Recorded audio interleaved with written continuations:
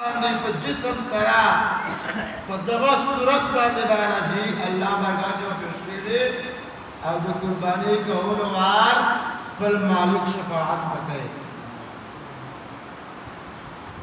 او افسوس خبره ده چې پورا په قرآن حدیث باندې یقین نشته. نن موږ په ظاهر باندې یقین جوړېږي او قرآن حدیث باندې پورا یقین نه جوړېږي. نبی کریم علیہ السلام فرمایي چې د وینو قطرې نه مخکې الله کریم د قرباني کولو وال ګناهونه معاف کړي.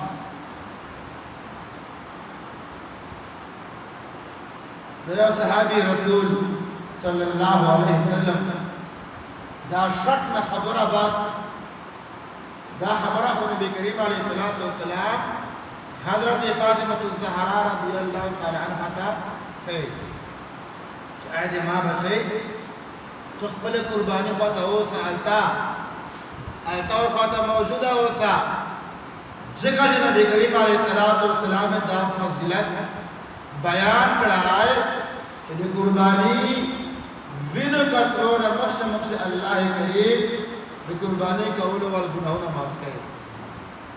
صحابی رسول صلی اللہ علیہ وسلم عرض کے یا رسول اللہ صلی اللہ علیہ وسلم دا صرف اہل بیت پر خاصتا کنا ټول مسلمانوں پر خاصتا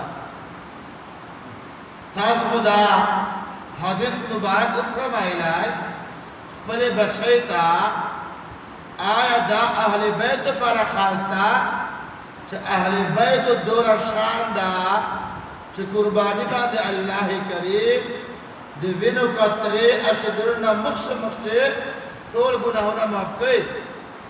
کنه دا هر مسلمان پر دا حکم ده. نبی کریم علیه السلام دا فرمایي شاید ما صحابي دا هر مسلمان پر ده. هر کلمه مسلمان پر دا حکم ده چې صرف او صرف الله رضا پر قربانیوں کی نو اللہ کریم د گناہونا د جناور وینو قطرلا ذکر تنیت لے د گناہونا اللہ پاکو معاف کی.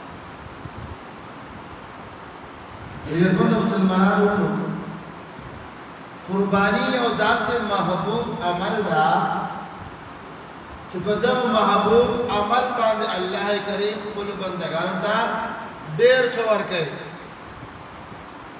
الله کریم په دغه محبوب عمل باندې د خپل بندگانو په عزت چې برکت شي